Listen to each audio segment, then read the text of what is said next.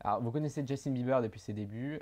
C'était une très belle histoire. C'était un gamin de 15 ans du fin fond du Canada qui publiait des vidéos sur YouTube et qui s'est fait repérer par un professionnel. Aujourd'hui, il a plus de fans sur Facebook que d'habitants dans son pays. Euh, on dit qu'il va pas très bien. On le voit s'évanouir en concert. On le voit poster des photos sur Instagram. Comment vous le vivez? Comment vous l'interprétez?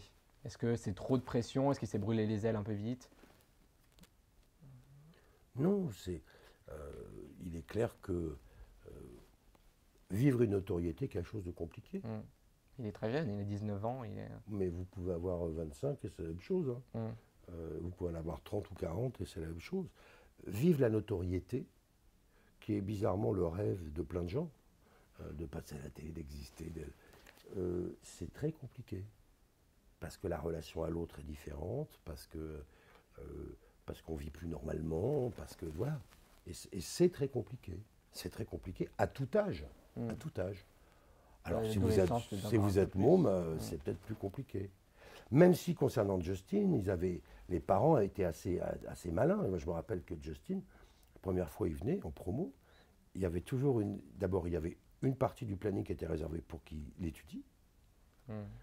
et il y avait une partie du planning qui était, ça c'était encore plus malin, c'était de dire, dans la mesure où il fait de la promo, il voyage, autant qu'il aille voir, Visiter un petit visiter. peu. Et Ouais. donc il y avait toujours un moment qui était bloqué, où il est allé voir le Louvre, il est allé voir ce qui était malin, Hmm. qui est de dire, bon, bah, il a 16 ans et demi, s'il est en France, bah, qu'il profite, il va aller voir la Joconde, et bah, c'est mieux que de le voir en photo dans un livre d'histoire au Canada. Je trouvais ça, non, là-dessus, les parents, c'est plutôt Ouais. malin, quoi. Donc voilà, après, la pression, là, ouais, là, bon, bah, c'est... Et puis, de temps en temps, il y a aussi l'autre chose qu'on ne voit pas sur les artistes internationaux, c'est tous les problèmes de jet lag, hein. C'est que Hmm. quand même, ils passent leur C'est temps, vrai, hein. bah, Dans le oui, monde hein, ils font entier. le tour du monde, etc. Et donc, que de temps en temps, les artistes aient des coups de pompe, bah, on ne peut pas leur en vouloir, hein. Vous le voyez où dans 10 ans, Justin Bieber? Vous pensez qu'il sera toujours là? Moi, je pense que ce mot est très étonnant, et que cette espèce d'idée que tout à coup, euh, c'est un artiste qui va faire 2 disques et au revoir, parce qu'il a un truc incroyable. Il a un truc incroyable. Il a un charisme. C'est un monde qui existe sur scène, qui bouge, qui vit, qui... Voilà, bon. Donc, attention. Hmm. On a des exemples d'artistes qui ont démarré très jeunes et qui ont fait des grandes carrières. Michael Jackson. Michael Jackson, ou en France, une Vanessa Paradis, hein. Ouais. On oublie, hein. Alors Carla Bruni, vous en parliez tout à l'heure dans la première partie, va sortir un album là chez Barclay qui est l'un de vos labels. Là, le Voilà. lundi de Pâques. On a beaucoup parlé des allusions ou pas à François Hollande dans certains de ses titres, peut-être plus que de l'aspect musical de l'album. Est-ce que vous le déplorez? Est-ce que son passage à l'Élysée a pas un peu parasité sa carrière? Ou est-ce qu'au contraire, ça permet de susciter Alors, l'attention? plusieurs choses. D'abord, Carla vient assigner chez nous, elle était dans une autre maison de disques avant. Oui. Deuxièmement, c'est quand même intéressant de voir qu'il y a quand même très peu d'artistes sur lesquels on commence à parler des textes. Bon. Oui, Et vous je, le savez ouais, beaucoup, on en parle. d'accord, mais enfin, Mm. pourquoi on en parle? On parle des textes. Bon. Mm. Donc globalement, je trouve ça intéressant, et ça ne m'étonne pas, parce que Carla, c'est un auteur. C'est un vrai auteur. C'est une fille écrit, qui écrit remarquablement bien. Donc voilà, après, bah, là, le disque va sortir, donc les gens vont entendre l'ensemble des chansons qui sont dans l'album. Et c'est vrai, je pense que c'est un album sur lequel il y a peut-être un retour aux sources en termes de production, etc., qui rappelle plus le premier album. On est plus dans la veine du premier album, Mm. très dépouillé, avec une voix en avant. Euh, En plus, Carla a énormément travaillé sa voix. Elle prend des cours de chant régulièrement, etc. Donc elle a vraiment travaillé sa voix. D'ailleurs, on voit qu'elle a gagné beaucoup dans les graves. Euh, euh, et elle compose, elle écrit, c'est une vraie artiste. Et pour moi, elle est dans une veine d'une chanson française, je dirais, très classique.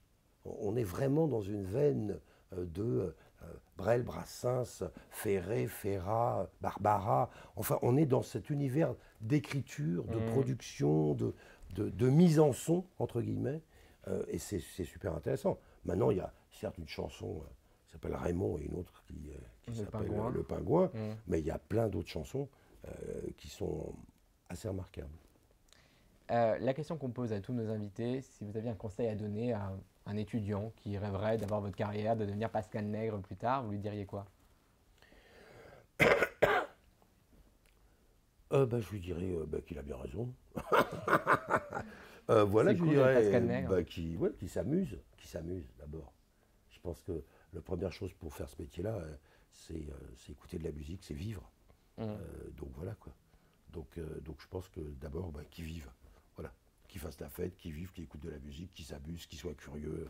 Voilà. Qu'il aille regarder plein de films, qu'il aille au cinéma, qu'il aille regarder tout ce qui est photo, c'est intéressant, qu'il soit curieux. Je pense que c'est un métier où il faut être curieux. Il faut être curieux.